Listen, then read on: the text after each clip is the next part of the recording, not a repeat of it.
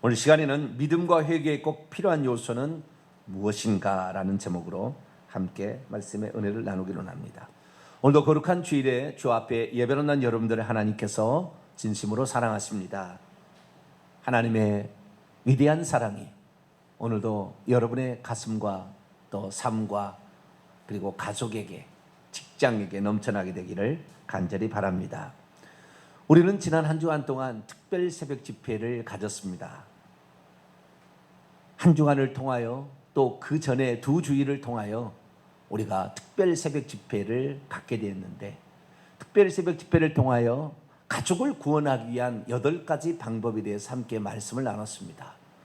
그래서 8가지 말씀을 이렇게 쭉 전하면서 각기 주제들을 살펴보았는데요, 이제 그 8가지를 전체를 합쳐서 함께 바라볼 때, 야, 여기에 이런 게 있었구나. 자기와 자기의 가족을 구원하는 데 있어서 반드시 있어야 될 요소가 무엇이었는가, 이거에 대해서 우리가 정리해보는 시간이 필요하겠다. 무엇인가 어떤 주제를 가지고 관통을 한다는 것은 대단한 축복이 아닐 수 없어요. 어떤 것을 일부분만을 보고 지나가는 것, 그것도 좋지만, 그러나 전체적인 것을 조망해서 내가 지금 어디에 와 있나를 살펴보는 것은 내가 앞으로 무엇에 주의를 더 기울이고 앞으로 나가야 할 것인가를 가르쳐주는 바로미터가 되기 때문에, 그래서 전체적인 것을 조망하는 거죠. 그래서 오늘은 이 8가지 주제를 한꺼번에 살펴보면서 내가 가져야 될, 반드시 가졌어야 될 것이었지만 갖지 못했거나 또는 지나쳐 버린 것이 무엇이 있었을까를 한번 살펴보므로 내가 가족 구원을 향하여 더 부지런히 달려가는 복된 성도가 되기를 바랍니다. 오늘은 빨리빨리 진행하기 위해서 제가 아예 프린트를 특별 새벽 집회처럼 준비를 해왔습니다. 그래서 읽어가면서 우리가 말씀의 은혜를 나눠볼까 합니다. 믿음과 회개에 꼭 필요한 요소는 무엇일까요? 우리는 지난 한 주간 동안, 그리고 이전의 두 주일을 통하여 내 가족을 구원하기에 꼭 필요한 효과적인 8가지 방법에 대해서 살펴보았습니다. 그 중에서도 7가지는 이렇게 해보라 라는 긍정적인 방법이었고, 나머지 1가지는 이렇게 하면 절대 안 된다 라는 부정적인 방법이었습니다. 우선 가족 구원을 위한 성경적인 8가지 방법들을 요약해 본다면, 첫 번째부터 7번째까지는 이렇게 하라 그런 거, 마지막은 하지 말라 이런 겁니다. 첫째, 모범된 경건한 삶의 실천, 노아가 그랬죠. 둘째, 사상결단의 끈질긴 기도, 야곱이 그랬고요. 셋째, 목숨을 담보한 믿음의 실천, 기생 라합이 그랬고요. 엄중한 책망, 엘리 제사장이 그랬고요. 다섯째, 신앙을 유언으로 남겨주는 것, 다윗왕이 그랬습니다. 여섯째, 끝까지 품어주는 끝없는 사랑, 호세아 선지자가 그랬습니다. 일곱째, 겸손한 태도와 절대적인 믿음, 수로보닉의 가나안 여인이 그랬죠. 여덟째, 우상숭배 절대 금지, 이세벨 선지자의 경우가 그랬습니다. 그런데 이상의 가족 구원에 관한 8가지 방법을 살펴볼 때 놀라운 1가지 사실을 발견하게 됩니다. 그것은 자신뿐만 아니라 가족을 구원하는 데 있어서 핵심 요소가 믿음과 회개라는 것이라는 사실을 발견하게 되는 거죠. 그래서 오늘 이 시간에는 8명의 사람들을 종합적으로 분석하여 가족 구원의 핵심 진리인 믿음과 회개가 어떻게 들어있으며 그것은 어떻게 밖으로 나타나야 하는지를 살펴보려고 합니다. 여기를 보세요. 자기도 구원해야 되겠고, 자기에게 속한 가족들, 아내, 자식, 부모, 부모의 형제, 내 형제, 이것을 전체를 일컬어서 친척, 가족과 친척이라고 하겠죠. 이런 사람들을 구원하는 데는 각기 독특한 방법들이 있어요. 호세아 선지자 같은 경우는 배우자를 어떻게 전도할 거냐 나와 있어요. 아들을 어떻게 전도할 거냐, 자식을 어떻게 전도할 거냐, 이것은 엘리 제사장의 모습 속에서 살펴볼 수가 있어요. 뿐만 아니라 다윗과 같은 유언하는 다윗의 모습 속에서도 우리가 살펴볼 수 있는 거죠. 그러나 온 가족, 처, 자식 할 것 없이 전체 기생 라합, 그건 기생 나와본 심지어 아버지의 친척까지 전도하는 방법을 그렇게 말해주고 있어요. 그런데 이 모든 방법들을 통틀어서 꿰뚫는 하나의 주제는 믿음이 있어야 되고 회개를 해야 된다는 거예요. 그러니까 그 구원하시려고 하시는 하나님에게 믿음으로 반응을 해야 된다는 거예요. 반응을. 가만히 있어서 될 일이 아니라는 거예요. 또 하나는 잘못된 길을 가고 있었을 때는 그것을 돌이켜 고쳐서 가지 않으면 구원할 수 없다는 거예요. 그래서 믿음과 회개라는 두 가지 주제가 관통하고 있어요. 그런데 이 두 가지 주제가 우리에게 다가올 때 이게 후반부에서 살펴봅니다만은 그냥 단순한 그냥 믿음, 단순한 회개가 아니었어요. 이것이 우리에게 던져주는 아주 중요한 문제들을 포함하고 있었습니다. 그래서 만약에 우리가 내가 믿음이 있다, 나는 믿음이 있어요, 나는 믿음이 있으니까 천국 가겠죠 라는 수준으로 가는 게 아니라는 것이 8가지 사항을 통해서 우리에게 적나라하게 드러났다 이 말이에요. 다시 말해서 말만 하면 내가 주여 나는 믿습니다, 나는 믿습니다, 그러니 나는 천국 가겠죠, 믿습니다, 그렇다 해서 갈 게 아니라는 거예요.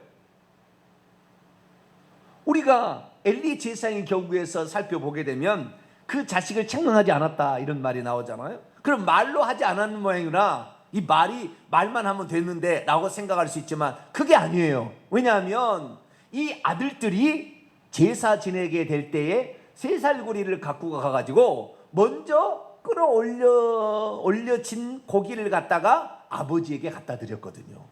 그러니까 야 아들아 너희들에 대한 소문이 좋지 않구나 라는 말하는 수준이 아니라 자기부터 행동에 대해서 끊고 잘못된 것은 하나님의 법에 저촉된 삶을 끊어내고 야 고기 가져오지 마라. 그 고기를 얼마나 먹었더니 98세에 비대해져서 너무 뚱뚱해서 넘어져서 목이 부러 죽었다 하잖아요.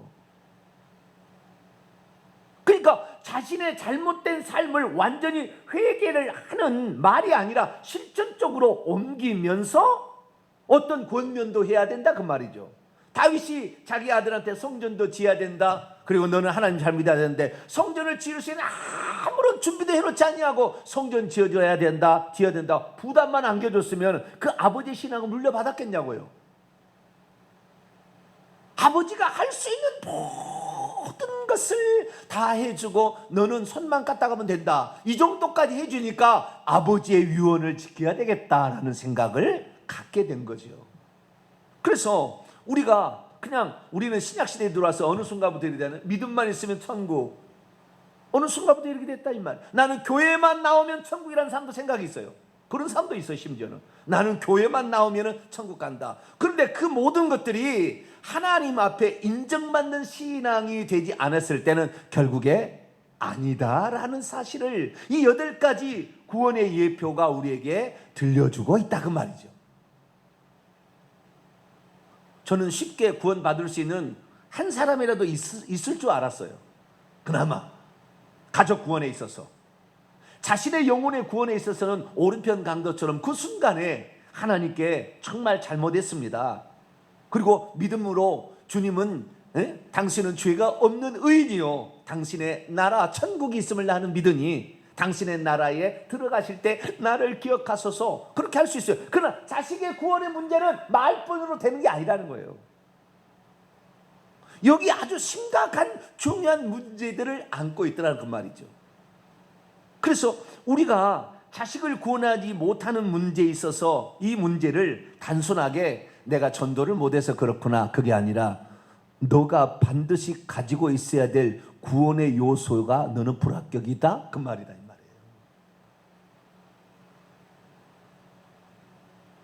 그렇게 해서는 너의 영혼도 구원받기가 쉽지 않다 그 말이에요. 쉽게 말해서 우리는 충격적으로 이걸 받아들여야 되는 거예요. 아우 세상에, 나도 까딱 잘못해서는 구원에서 미끄러질 수가 있겠구나. 그래서 우리가 그러면 어떠한 믿음과 어떠한 회개를 해야 되는 것일까요? 오늘 이 2가지 사실을 집중적으로 한번 더 살펴보도록 하겠습니다. 2번, 가족 구원에 관한 첫 번째 핵심 진리는 무엇일까요? 가족을 구원하기 위해서는 무엇이 필요하겠습니까? 그것은 첫째, 무엇보다도 자신이 가진 믿음에 대한 실질적인 표현이 있어야 한다는 것입니다. 앞에서 읽은 8명의 사람들을 보십시오. 그들은 간절한 자신의 믿음의 표현을 통해서 가족을 구원할 수 있었습니다. 그러므로 만약 우리가 가족을 구원하기를 원한다면 수로보니게 여인처럼 주님께 인정받는 믿음이 필요합니다. 자, 마태복음 15장 28절이요. 이에 예수께서 대답하여 이르시되 여자여 네 믿음이 크도다. 네 소원대로 되리라 하시니 그때부터 그의 딸이 나으니라. 아멘. 그렇습니다. 가족을 구원했던 6사람의 경우 그들에게서 공통적으로 발견되는 핵심 진리는 하나님께 대한 그들의 믿음을 행동으로 옮겼다는 것입니다. 즉 그들은 가족을 구원하는 일에 있어서 행동하는 믿음을 내놓았다는 것이죠. 첫째로 노아는 하나님께서 작정하신 물의 심판이 반드시 도래한다는 것을 믿었기에 흔들림 없이 방주를 지을 수 있었고 당시 사람들을 향해 회개하라고 외칠 수가 있었습니다. 둘째, 야곱은 형 에서의 분노를 잠재울 수 있는 분은 오직 여호와 한 분이심을 믿었기에 환도뼈가 유결되는 상황에서도 여호와의 천사를 끝까지 놓아주지 않았던 것입니다. 셋째, 기생 라합은 자기 이갓집에 들어온 정탐꾼들을 살려보내는 것이 곧 매국적인 행위이자 자기 민족의 안위를 위태롭게 할 행위일 수 있었으나 직업을 통해 얻은 정보에서 상천하지에 참된 신은 오직 여호와 하나님이신 것을 알았기에 죽음을 각오하고 정탐꾼을 숨겨줄 수 있었던 것입니다. 넷째, 다윗은 천한 목동이었습니다. 하지만 그가 일약 통일 이스라엘 왕국의 최고의 왕이 될 수 있었던 것은 하나님의 법궤를 성으로 옮기고 성전을 지어드리기 위해 모든 것을 아끼지 않았기에 아들 솔로몬에게 신앙을 유산으로 물려줄 수 있었던 것이죠.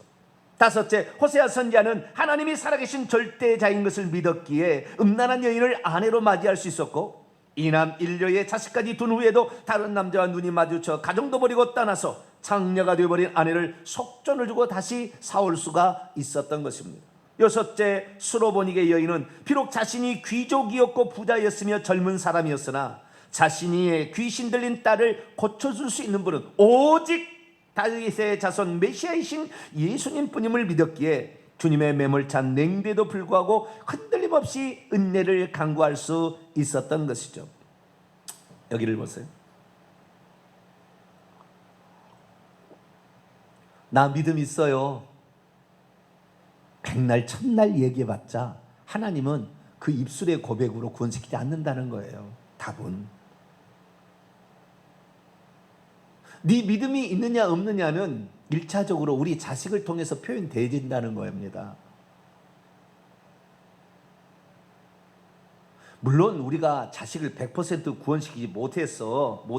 뭐 내가 죽기 전에 자식이 먼저 죽을 일은 별로 없어서 잘 모르겠지만, 그러나 내 자식을 다 구원시키지 못하는 것이 내 구원의 뭐 100% 요소다가 말할 수는 없으나, 그러나 우리의 신앙의 총체적인 표현은 가정에서 구현이 된다 그 말이에요. 저분이 누군가, 내 부모는 과연 내 부모가 갖는 신앙이 진짠가, 이런 것은 가정에서 구현이 된다 그 말이에요. 교회에서도 이거 거짓말할 수 있어요. 교회에서는 경건한 척, 기도 많이 한 척, 신앙이 있는 척, 헌금도 잘 내는 척, 봉사도 열심히 하는 척, 얼마든지 속일 수 있어요. 그러나 그 가정에 들어갔을 때는 그 모든 것이 정난하게 드러날 수밖에 없는데, 그 자녀들이 구원 얻는 데 있어서는 말로만 구원 얻은 자녀가 없었더라 그거예요. 성경에 보니까 나는 하나님을 믿는다, 나는 교회를 나간다, 나는 열심히 산다, 그래서 구원을 받은 예가 없더라는 거예요. 놀라운 사실이에요. 만약에 그냥 나는 믿는다라는 그런 고백으로만 천국 갈 수 있었다고 한다면 성경의 사례로 기록된 대표적인 8가지, 제가 12가지 정도 있었어요. 그런데 12가지 중에 뺐어요. 제가 8가지 중요한 요소만 살펴보자. 그래서 핵심적인 사항을 살펴봤는데 이 대표적인 사례 성경 다 찾아봐서 없어요. 이 중요한 그 결정적인 사례들을 살펴보았더니 그것은 총체적인 믿음의 표현이 나타나는 그 가정 속에서 인정을 받는 자가 자기도 자기의 영혼을 구원시키고 자식들도 구원 얻게 했더라 그런 거죠. 그니 단지 그냥 말뿐으로 어떤 고백으로 그렇게 갔던 게 아니라는 겁니다. 그것이 실천적인 믿음으로 드러났더라는 거죠. 그래서 첫 번째에서는 우선 믿음이 있어야 되는데 그 하나님에 대한 그 믿음을 전제로 한 행동적인 실천이 따라왔다. 그래서 우선 그 믿음이 있어야 돼. 믿음이 없는데, 하나님께 믿음이 없는데 모든 것은 믿음이 없으면 순종이 안 되게 돼 있거든요. 믿음이 없는 사람은 절대 그렇게 행동이 안 옮겨요. 거꾸로 얘기하겠습니다. 내가 지금 행동을 안 옮기고 있다, 믿음이 없다, 그 말이에요. 저는 백날 첫날 자기가 믿음이 있다고 그래도요, 주일날 빠진 사람 보면은 아, 이 사람 믿음 없구나 판단할 수밖에 없어요. 내가 하나님 앞에, 하나님이 나를 생명바쳐 나를 구원했는데 내가 한 시간을 주 앞에 못 드려요? 불가능한 이야기라니까요. 불가능한 이야기예요. 이것은 내가 그 구원을 생명처럼 여기지 않는다라는 표현입니다. 다른 것이 필요 없어요. 하나님께서는 이 여인에게 뭐라 했습니다? 네 믿음이 크도다 인정을 해버렸다 이 말. 인정을. 그 씨로 구원을 받으니라. 할렐루야. 이렇게 됐다 그 말이에요. 그래서 우리가 말뿐인, 생각뿐인 그런 것에 믿음을 믿음이라고 쳐주지 않더라 그 말이에요. 두 번째, 믿음이면 두 번째 또 하나 요소가 있어요. 가족 구원에 관한 두 번째 핵심 진리는 무엇일까요? 그렇다면 가족 구원에 관한 다른 핵심 진리는 무엇일까요? 그것은 다른 두 사람의 경우를 통해서 확인되는데, 엘리 제사장과 이세벨 선지자죠. 그것은 죄를 깨달았다면 즉시 돌이켜 회개해야 한다는 것입니다. 그럼에도 불구하고 엘리와 이세벨은 모든 회개의 기회를 놓쳐버림으로 가족 구원에 실패하고 말았습니다. 거꾸로 얘기합니다. 가족 구원에 실패한 그도 자신의 영혼도 구원하지 못했다 그 말이에요. 첫째, 엘리 제사장 경우를 보자. 엘리 제사장에는 늙음하게 얻은 두 명의 아들들이 있었는데 그들은 아버지로부터 제사장직을 이어받았음에도 불구하고 제사를 멸시하고 하나님의 말씀을 업신여겼습니다. 하지만 그러한 소식을 듣고도 엘리는 자식들에게 엄중한 책망을 하지 않았습니다. 그러자 하나님께서는 엘리 제사장에게 두 번이나 경고를 했습니다. 하지만 엘리는 선자의 경고를 무시했으며 또 어린 사무엘이 들은 환상을 듣고도 두 아들들에게 적절한 조치를 취하지 않았습니다. 결국 자신을 비롯한 두 아들들은 하루아침에 비명 행사하고 말았습니다. 둘째, 두아디라 교회의 이세벨 선자의 경우를 보시겠습니다. 그녀는 황제 숭배와 수호신 숭배가 우상 숭배라는 것을 알면서도 동료들과 성도들을 저지하지 않았습니다. 왜냐하면 그 일 때문에 성도들이 핍박을 당하거나 경제활동을 못할까 봐 두려웠던 것이죠. 그러나 성경은 무엇이라고 말하고 있습니까? 자, 누가복음 12장 5절이요. 마땅히 두려워할 자를 내가 너희에게 보이더니 곧 죽인 후에 또한 지옥에 던져 넣는 권세 있는 그를 두려워하라. 내가 참으로 너희에게 이르니 그를 두려워하라. 그러므로 가족의 멸망을 경고하시는 하나님의 음성을 듣고도 회개를 거부한 엘리 제사장, 그리고 우상 숭배에게 얼마나 큰 징계를 가져오는 것이며 자식들에게까지 얼마나 치명적인 악영향을 끼친다는 것을 알면서도 즉시 돌이켜 회개하지 않았던 이세벨 선지자는 결국 회개의 기회를 상실하고 말았습니다. 여기를 보세요.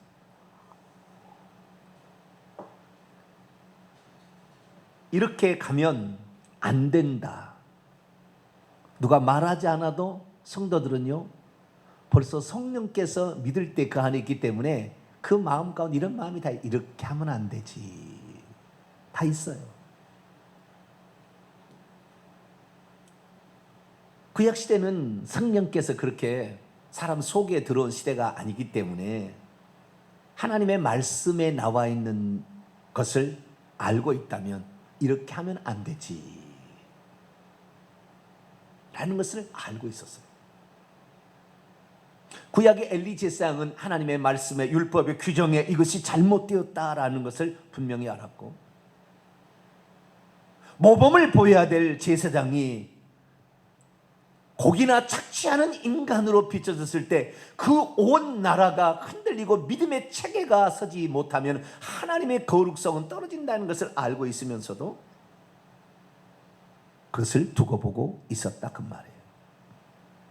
그러나 하나님은 그에게 회개할 수 있도록 두 번씩이나 선지자를 통하여 그들의 자손을 끊어버릴 것을, 나는 나를 존중히 여기는 자를 존중히 여기고 나를 멸시하는 자를 멸시하리라 하나님 분명히 말씀하셨지만 엘리 제사장은 그걸 듣지 않았어요.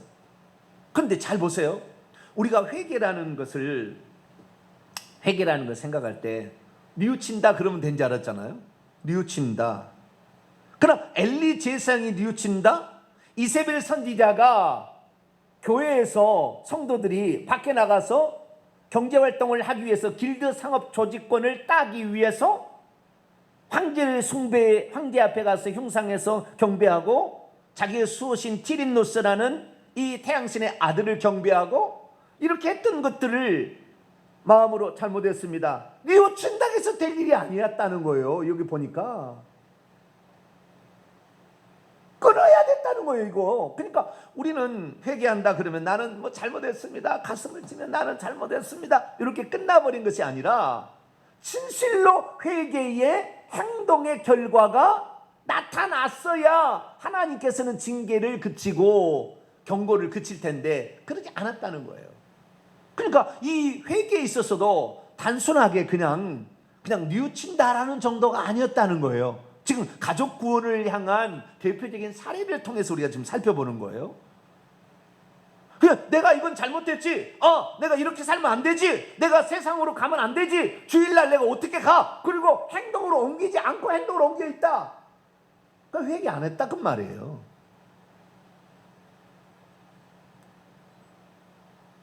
그런 사람을 반드시 하나님 심판의 지옥 보낸다 그 말이잖아요 지금. 저는 이 8가지 사례를 통해서 조금 그래도 은혜로 넘어갈 여지가 있지 않을까 생각을 하고, 그리고 이 본문 말씀들을 매일마다 하루 종일 이 말씀을 살펴보고 이렇게 해서 말씀 8가지를 증거했는데, 회개하는 것도 자신이 잘못된 것을 끊고 돌이켜 끊고 하나님의 뜻대로 사는 행동으로 보이지 않았을 때는 헛것이었구나. 말은 내가 회개한다. 말은 내가 회개 열심히 합니다. 주일날 와서 그냥 회개합니다. 말한다고 해서 되는 것이 아니라 그렇게 해서는 하나님께서 인정을 해주시 않구나. 믿음과 회개가 정말 중요한 요소인데 이 2가지 요소가 정말 하나님 앞에 인정을 받을 만큼이 되어지지 않는다면 그거 가짜였구나 라는 사실을 발견하게 되었다는 거예요. 이제 그래서 그 믿음과 그 회개에 관한 그 내면의 실제적인 것을 정리를 해보도록 하겠습니다. 4번, 가족 구원에 관한 믿음과 회개가 우리에게 들려주는 영적 비밀은 무엇일까요?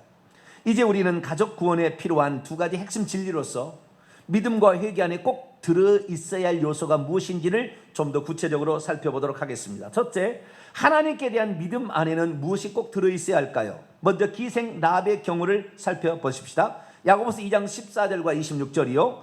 내 형제들아, 만일 사람이 믿음이 있노라 하고 행함이 없으면 무슨 유익이 있으리요? 그 믿음이 능히 자기를 구원하겠느냐? 또 이와 같이 기생 라합이 사자들을 접대하여 다른 길로 나가게 할 때 행함으로 의롭다 하심을 받은 것이 아니냐? 여기를 보세요. 믿음에 있어서 내가 믿음이 있다. 믿음으로 천국 가는 거잖아요. 믿음으로 의롭다 하심을 받는 것이고, 믿음으로 의롭다함을 받아서 구원의 여정에 첫 발을 내딛는 거잖아요. 그런데 내가 믿음이 있다. 나는 주는 그리스도시요 살아계신 하나님의 아들로 믿어요. 뭐 돈 드는 것도 아니고요. 뭐 어려운 것도 아니에요, 사실은. 그러나 그런 입술의 단순한 이 고백이 천국 가게 하느냐? 그날 그 고백을 하고 그날 죽는다면 가능할지도 모르겠어요. 그러나 우리는 그날 죽지 않습니다. 우리는 오늘 또 집에 들어가서 가족과 함께 살아가야 돼요. 여러분, 기생 라합이 얼마나 가족들에게 진실되이 보였으면 자기 아버지의 형제들까지 다 와서 그날 멸망당하는 그 순간에 그 기생 라합의 말을 듣고 그 집에 들어와 있었겠어요. 평소 때 이 여자가 천한 여자요, 몸이나 팔고 있었던 기생 진짜 그렇다고 한다면 그 가족들이 와서 그 말을 듣고 거기에 앉아 있어요? 미친 년이라고 자빠졌네 이러지.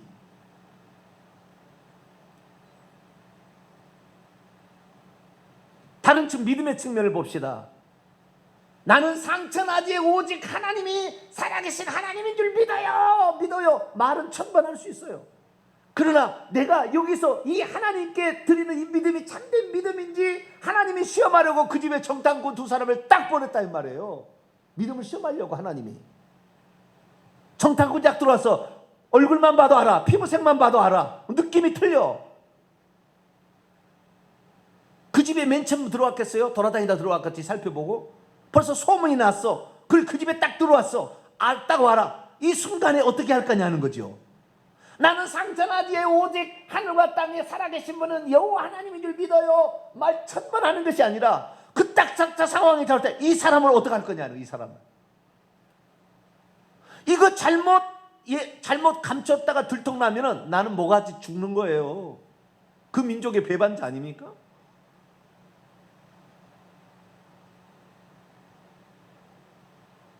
그 순간에 어떻게 할 거냐 이 말이에요. 그런데 그 여인은 내가 이 사람들을 숨겨주다가 이 살려줘야 되겠다. 이 하나님의 백성들을 살려줘야 그래야 나도 살 수 있지 않겠느냐라는 생각을 가진 거죠. 여러분, 제가 시간이 없어서 이 기생 라합의 시간에 거기까지 얘기를 안 했는데요. 이 기생 라합의 사건은 또 다른 중요한 사실을 우리에게 들려준 게 있어요. 그게 뭐냐면 여리고성을 정복하는 전쟁은 가나안 땅을 정복하는 첫 번째 전쟁이에요. 첫 번째 전쟁은 항상 거룩합니다. 모든 첫 것이 항상 거룩해요. 예수 믿는 첫 번째 삶이 거룩해서 그 사람 때문에 다 거룩해지거든요. 마찬가지요. 첫 번째는 하나님께 속하기 때문에 특별히 첫 번째로 시작한 사람을 하나님께서는 귀히 보시고 그 사람 복을 많이 주세요. 그래서 이 사람이 어떻게 하느냐에 따라서 가족을 살리고 죽이는 게 결정이 되기 때문에 그러는 거예요. 그래서 여리고성을 정복하는 전쟁은 첫 번째 전쟁이기 때문에 하나님 전쟁이라고 그래요. 그래서 하나님의 방법으로 무찌르지 사람의 방법으로 무찌르도록 하지 않으면 허용하지 않았어요. 7번 돌고 13번 돌아서 외친다고 해서 함성을 지른다고 해서 이중성벽이 13m가 넘는 이중성벽이 무너지느냐? 불가능한 이야기예요. 하나님이 하시는 거예요. 그런데 그 하나님이 하시는 전쟁을 뭐요? 이것은 온전히 바친 전쟁이라 헤렘 전쟁이라는 전쟁이에요. 헤렘 전쟁이라는 것은 뭐냐? 이것은 너희들이 하는 것이 아니라 내가 하는 것이니 모든 것을 나에게 바치라. 그런 전쟁인 거예요. 그래서 모든 것을 바치는 것은 살아있는 생명체, 사람이든 짐승이든 모든 것을 다 죽여서 다 죽여야 됩니다. 살아있는 생명체는 다 죽여야 되고요. 그 다음에 물건은 다 불에 지나가게 해서 하나님께 바쳐야 됩니다. 그래서 불에 지나갔을 때 남는 것만 바쳐요. 금은 동, 나무는 못 바치게 돼 있어요. 타져버리니까. 아시겠죠? 그래서 모든 것을 완전히 정결케 하는 그런 전쟁이 바로 이 여리고성 정복 전쟁입니다. 헤렘 전쟁이었어요. 그러니까 그 성에 있는 단 한 사람도 그 성 밖에 나가서 살 수 없는 전쟁이 그 전쟁이었다 그 말이에요. 그런데 그 기생 라합과 그 집의 가족들이 살아서 나갔다 그 말이죠. 살아있을 수 있었는 건 뭐냐? 이 기생이 자기의 목숨을 그 정탐꾼을 숨겨줄 때부터 이미 내놓아 버린 거예요. 하나님은 그 목숨을 받으신 겁니다. 이미 그 목숨을 받았기 때문에 이미 받았기 때문에 살려준 거예요. 기생 라합이 어떻게 의롭다움을 받고 어떻게 구원을 받을 수 있었느냐? 야고보 사도는 분명히 얘기합니다. 행함으로 그 믿음이 인정받은 것이 아니냐라고 했다는 거죠. 결국에 가족을 구원할 수 있었던 이 모든 것들은 그 믿음이 단지 말로만 끝난 것이 아니라 행동으로 옮겨지는 믿음이었을 때에 비로소 하나님께서 그 믿음을 인정하시고 그 가족까지도 다 구원하셨다라는 거죠. 근데 나는 오늘 믿음이 있어요. 나는 세례 받았어요. 나는 권사예요. 택도 없는 소리 마세요. 나는 목사예요. 목사라고 해서 받아주는 게 아니에요. 너의 믿음을 시험하려고 하나님께서 아브라함도 시험하셨는데 시험하지 않겠어요? 우리 일생에 반드시 하나님 시험하세요. 저는 그 시험을 군대에서 통과했기 때문에 하나님은 은혜를 주신 거예요. 하나님 반드시 시험하세요. 부모의 믿음 갖고 천국 가는 게 아니에요. 반드시 자기에게 시험할 때가 와요. 네 믿음이 진짜냐 라는 것을 내가 확인하겠다 그런 거잖아요. 여러분, 여러분의 믿음이 있다면 행함으로 그 믿음을 보일 수 있게 되기를 축원합니다. 그것이 믿음인 거예요. 하나님을 절대적인 하나님을 믿는다는데 나는 절대적인 믿음을 갖고 있어요. 그럼 말로 해서 되는 게 아니라 그 믿음이 있다면 목숨을 내놓는 거잖아요. 행함으로 이것이 증명이 되는 것이지 믿음이 있습니다 의식적인 전환 갖고 되는 게 아니잖아요. 여러분은 행동으로 옮길 수 있는 그 믿음으로 되어져서 너의 믿음으로 너뿐만 아니라 네 가족도 구원하마 이러한 축복을 받게 되기를 축원합니다. 그렇습니다. 자신이 아무리 믿음이 있다고 할지라도 자신의 믿음을 행동으로 나타낼 수 없다면 그 믿음은 온전한 믿음이라고 할 수 없습니다. 노아의 경우를 보십시오. 폐괴한 이 세상에 하나님의 심판이 임박했고 죄를 회개치 않는 자를 하나님이 심판하실 거라는 말씀을 믿었어도 수십 년 동안 방주를 짓지도 않고 회개를 외치도 않았다면 과연 그가 구원받을 수 있었을까요? 그리고 야곱이 하나님을 전능자라고 믿지도 않았다면 어찌 야복 강가에 남아 철회하면서 하나님께 매달릴 수 있었을까요? 과연 호세아 선지자가 하나님께 대한 절대적인 신뢰함이 없었는데도 음란한 여인과 결혼할 수 있었으며 집 나가 창녀가 되어 있는 아내 고멜을 다시 불러들일 수가 있었을까요? 그리고 예수께서 수로보니게 여인에게 냉수적인 표현을 했을 때 그녀가 과연 주님에 대한 믿음이 없었다면 어떻게 귀족이요 부자요 젊은 여자였던 자가 예수님의 발 앞에 엎드릴 수 있었겠으며 집안에 있는 개 강아지나 먹는 빵 부스러기의 은혜를 달라고 간구할 수 있었을까요? 그렇습니다. 이들에게는 실천적인 믿음이 발견되어집니다. 왜냐하면 야고보 장로 연급처럼 행함이 없는 믿음으로는 결코 자신을 구원할 수 없기 때문이죠. 순종이 뒷받침되지 않는 믿음은 온전한 믿음이라고 말할 수 없습니다. 가족 구원을 위해 살다 간 사람들은 저마다 한결같이 행함과 순종함으로 자신의 믿음을 나타내 보였던 것입니다. 둘째, 회개도 아주 중요한 게 있어요. 믿음도 행함으로 나타내지는 실천적인 믿음이어야 된다. 그 인정을 받는다 그 말이죠. 둘째, 주님의 경고를 들었고 징계를 받았던 자들은 어떻게 회개했습니까? 먼저 두아디라 교회의 이세벨의 경우를 살펴봅시다. 요한계시록 2장 21절이요. 또 내가 그녀에게 회개할 기회를 주었으되 자기의 음행을 회개하고자 원하지 아니하는도다. 여기를 보세요. 하나님은 우리를 사랑하시기 때문에 잘못된 길을 갈 때 그냥 놔두지 않으세요. 반드시 그것이 잘못되었다는 것을 깨달을 수 있도록 엘리 제사장 같은 경우는 미리 사람을 보내서 경고해 주는 거예요. 너 그렇게 가면 안 돼. 너 하나님 자녀잖아. 이미 하나님 자녀잖아. 너 그렇게 가면 안 돼. 너 그렇게 하면 넌 사망의 길이야. 경고하셨다는 말이에요. 이세벨 선지자의 경우도 마찬가지였어요. 너 그대로 가면 너 침상에 던져질 거야. 너 동료들이 같이 큰 환난에 당할 거야. 네 자녀가 죽을 거야. 분명히 경고하셨다 이 말이에요. 경고하셨다 이 말이에요. 그런데도 사람들은 그 경고, 하나님께서는 그러니까 우리를 한 방에 끝내는 것이 아니라 우리가 하나님의 자녀가 되어서 이미 하나님의 백성이 되었다고 한다면 그가 잘못된 길을 갔을 때 분명하게 그것을 깨닫게 해주신다 그 말이에요.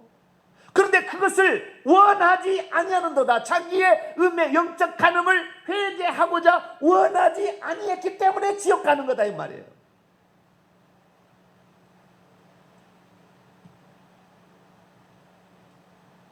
회개의 기회를 줬는데도 그 순간에 엎드렸어야 돼요.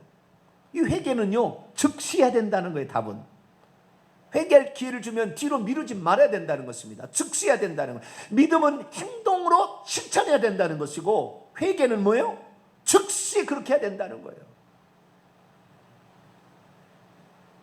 자, 그 밑에를 보십시다. 그렇습니다. 주님은 그녀가 갖고 있는 믿음이 잘못되었다는 것을 여러 징계를 통해 알려주실 것이라고 하셨습니다. 먼저 그녀 자신을 질병의 침상에 눕게 하실 거라고 했습니다. 주의 종이 병상에 누워있다는 것은 자체가 징계입니다. 둘째는 그녀의 신앙을 따르는 자들이 큰 환난에 빠질 것이라고 했습니다. 즉 하는 일마다 잘 안 되고 안 풀리고 큰 어려움과 사건 사고에 휘말릴 것이라고 했습니다. 셋째는 그의 자녀가 죽게 될 것이라고 했습니다. 자신의 자녀가 아무런 이유 없이 죽게 되는 것이죠. 만약 이세벨이 진짜 믿음 있는 종이었다면 즉시 회개했을 것입니다. 자기가 교회 안에까지 우상 숭배를 끌어왔었노라고, 그리고 그것 때문에 성도를 지옥 보내고 있노라고 철저히 회개했겠죠. 또한 엘리 제사장의 경우를 보십시다. 그에게 하나님께서는 회개할 기회를 2번씩이나 주셨습니다. 하나님은 오래 기다리셨어요. 제가 볼 때 40-50년 되는 것 같아요. 그냥 죽는 게 아니에요. 이 경고하신 뒤에. 그러나 엘리는 하나님의 뜻을 알면서도 자식을 책망하지 않았습니다.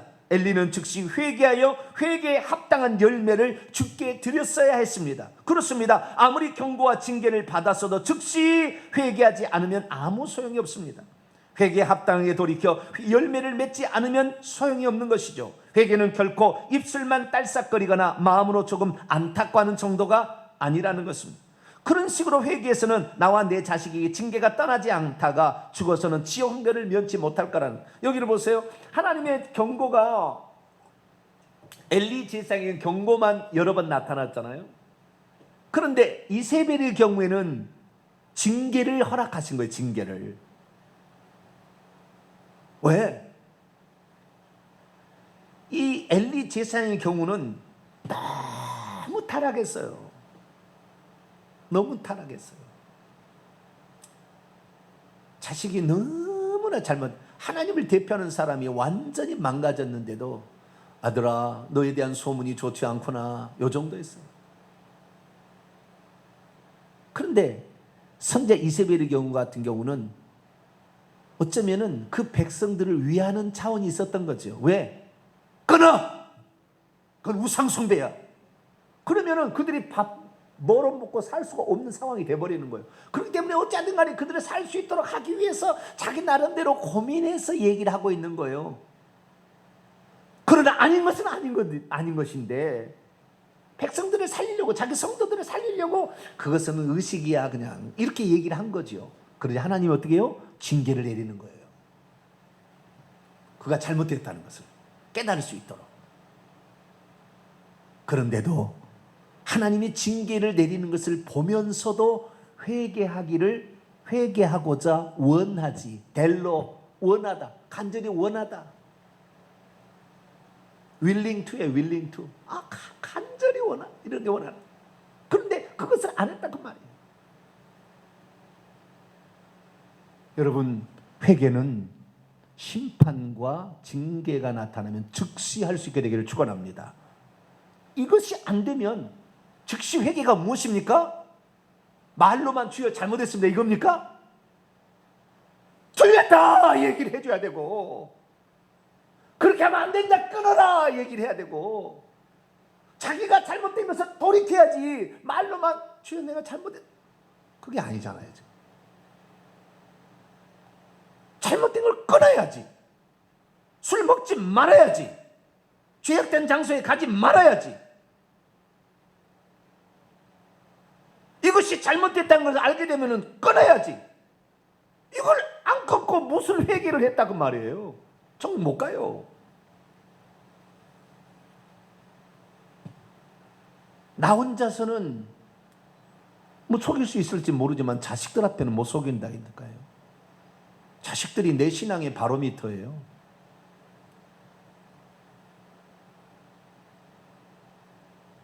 그래서 가족 구원이 쉽지 않은 거예요.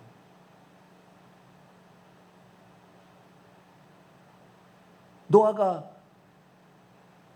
세상 사람들을 향해는 회개하라 많이 외쳤겠지만 그의 행동이 온전한 모범이 되지 않았다면 그의 자식들이 아버지처럼 침소를 금하고 자식들도 안 나면서 온전히 방주를 짓겠다고 했겠습니까? 불가능한 이야기예요. 회개할 수 있게 되기를 축원합니다. 즉시 고쳐야 되는 거예요. 잘못된 건 끊어야 되는 거죠. 그것을 계속 놔두면은 그것이 나를 죽이는 도구가 된다 그 말이죠. 결론입니다. 그러나 우리에게는 아직 희망이 있습니다. 주님의 말씀에 믿음으로 반응할 기회가 남아있는 것이죠. 자신의 육체를 초복종시키며 순종할 기회가 아직은 있는 거예요. 그래서 우리가 잘못한 걸 돌이킬 회개할 기회가 있을 때 돌이켜야 합니다. 왜냐하면 아직 내 목숨이 끊어지지 않았기 때문이죠. 내 목숨이 만약 붙어있다면 우리는 그렇게 할 수가 있는 거예요. 결론입니다. 우리가 그런 사실을 우리가 지금 듣고 있다는 이 사실 자체가 우리에게 복입니다. 할렐루야. 이 말씀을 지금 듣고 이 말씀을 못 들어서 지옥 갈 사람도 엄청 많을 거예요. 이 말씀 한마디, 오늘 이 설교 한 편을 들어서 사람이 살아날 사람도 있을 거예요. 우리가 아무리 잘못하고 있어도 내 목숨이 아직 붙어 있다면 회개하면 모든 죄를 용서해 주신다는 하나님의 약속이 있잖아요. 만일 우리가 우리 죄를 자백하면 저는 미쁘시고 의로우사 우리 죄를 사하실 것이요 약속하고 있잖아요. 그렇기 때문에 우리가 이 말씀을 듣고 있다는 사실 자체는 우리가 희망이 있기 때문에 하나님이 이 말씀을 지금 듣게 하시는 거예요. 아무나 이 말씀을 들은 게 아니라고요. 아무나 이 교회에 나와서 말씀을 들을 수 있는 게 아니라는 거예요. 교회 많은 교회들을 설교하는 거 들어보세요. 아무나 이 말씀을 들을 수 있는 게 아니에요. 언제 우리는 죽을 줄 모릅니다. 그런 상황에 있는 우리가 하나님이 징계를 낼 때 집단적인 징계를 내리면 같이 죽어요. 믿음 있는 사람이 안 죽는 게 아니에요. 실로암 망대에 치여주는 18사람이 죄가 있어서 너보다 죄가 많아서 그런 줄 아니냐? 아니다 그랬다 그 말이에요.